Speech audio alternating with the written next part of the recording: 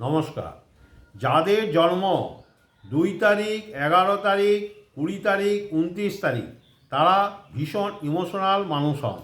আপনাদের রুটিন পটে হচ্ছে চন্দ্র, রুলিং পটে হচ্ছে চন্দ্র। চন্দ্র সূর্য দ্বারা প্রকাশিত হয়। আপনাদের একটা জিনিস জানা উচিত, যেমন চন্দ্র বাড়ে আর কমে, ঠিক তেমনি আপনাদের মন হয়। আপনাদের প্রথম প্রচুর উদ্যম থাকে, তারপর কমে যায়। এটা হচ্ছে কি, আমি আপনাদেরকে একটা উপায় বলবো, সেটা করে ভীষণ লাভবান হবেন।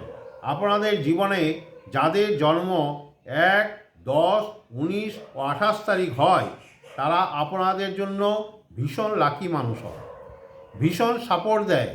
তাহলে একটা কাগজ নেবেন, সেই কাগজে সবুজ কালি দিয়ে